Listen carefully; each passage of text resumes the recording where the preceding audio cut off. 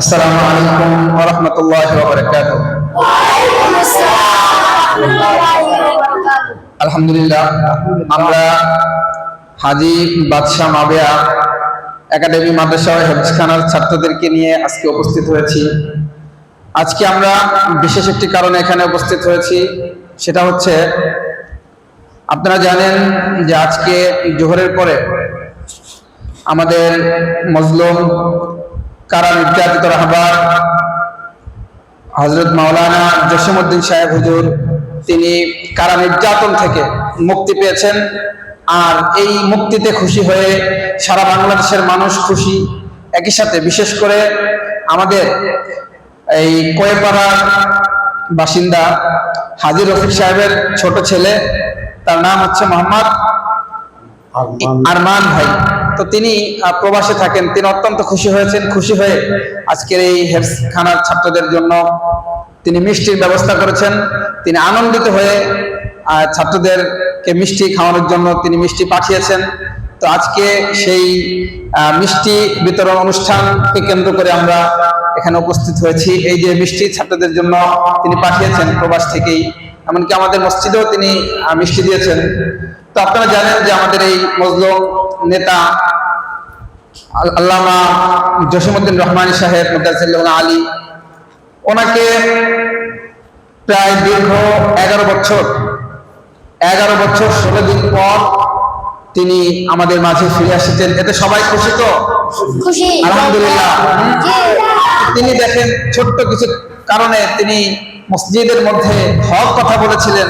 আল্লাহ তাআলা বলেন, ওয়ামান আযলামু মিম্মান মানাআ মাসাজিদাল্লাহ, যে মসজিদে কথা বলতে বাধা দেয়, যে মসজিদে হক কথা বলতে বাধা দেয়, তার চেয়ে বড় জালেম আর কি? কে বলেছে? কথা বলো, কে বলেছে? আল্লাহ তাআলা বলেছে যে মসজিদে কথা বলতে বাধা দেয়, ইবাদত করতে বাধা দেয়, তার চেয়ে বড় জালেম কে?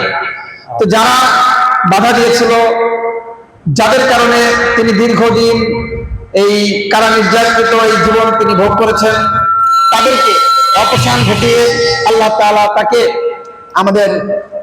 আমাদের শ্রদ্ধেয় আলেম দ্বীন এবং আমাদের রাহবার মাওলানা জসিমউদ্দিন রহমানী মুদাজ্জিলুল আলীকে সম্মানের সাথে আমাদের মাঝে ফিরিয়ে এনেছে। আলহামদুলিল্লাহ। তো যারা অসম্মানী করতে চেয়েছিল, আলেমদের কণ্ঠ যারা স্তব্ধ করতে চেয়েছিল, আল্লাহ তাআলা তাদের এই অস্তিত্বকে আজকে ধূলিসাৎ করে দিয়েছে। ঠিক কিনা? তো ভবিষ্যতে আমরা দোয়া করবো যেন কেউ কোনোদিন আলেমদেরকে প্রতিরোধ করতে না পারে, আলেমদের কণ্ঠকে যেন কেউ স্তব্ধ করতে না পারে। যারা আলেমদের বিরুদ্ধে সেই শুরু থেকে এই পর্যন্ত যারা আলেমদের বিরুদ্ধে অবস্থান নিয়েছে, আল্লাহ তাআলা তাদেরকে ধ্বংস করেছে। সুতরাং ভবিষ্যতে যদি কেউ আলেমদের বিরোধিতা করবার চেষ্টা করে, কোরআনের কথা ইসলামের কথা বলার কারণে যদি আলেমদের বিরুদ্ধে কেউ যায়, আলেমদের এই অগ্রযাত্রাকে যদি কেউ রুখে দিতে চায়, ইনশাআল্লাহ আল্লাহ তাআলা এই বর্তমান সময়ের মতো যেভাবে এই জালেমকে আল্লাহ পাক শেষ করেছে, ভবিষ্যতে আলেমদের বিরুদ্ধে যারা নেবে, আল্লাহ তাআলা তাদেরকেও শেষ করবে। তোমাদের মাঝির আমাদের হাজী রফিক সাহেব, তিনি ওনার ছেলে আপনার এই হেফজখানার ছাত্রদের জন্য মিষ্টির ব্যবস্থা করেছে। আমরা ছাত্রদেরকে মিষ্টি দিচ্ছি। এক একজন করে আসো, তোমরা এই আসো, এদিকে আসো, এদিকে তাকাও, এদিকে তুমি তাকাও, এদিকে সামনে তাকাও। এই যে আমরা ছাত্রদেরকে মিষ্টি দিচ্ছি, এলো আমাদের হাজী বাদশাহ মাবিয়া একাডেমি হেফজখানা বিভাগের ছাত্র মোহাম্মদ মিশকাতকে আমরা মিষ্টি দিচ্ছি। আসো তোমরা এক একজন সিরিয়াল দিয়ে আসো, এই পাশে সিরিয়াল দাও, সিরিয়াল দাও। এই যে আমরা সবাইকে মিষ্টি দিচ্ছি। সবাই আমরা দোয়া করবো আমাদের আরমান ভাইয়ের জন্য, তিনি ছাত্রদের মিষ্টির ব্যবস্থা করেছেন। আগে আসতে কেন?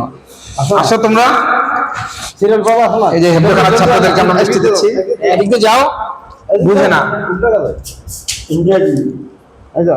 যাও এদিক দিয়ে যাও, দিক দিয়ে যাও, তোমরা দিকে যাও, লাগে যাও, হাতটা এইভাবে পাতো যাতে না পড়ে যায়। আর সবাইকে দিচ্ছি গরম গরম মিষ্টি। মিষ্টি কেমন আছে বলো? আসো আসো আসো, সবাই আসো, সবাই আসো, সবাই আসো, সবাই আসো।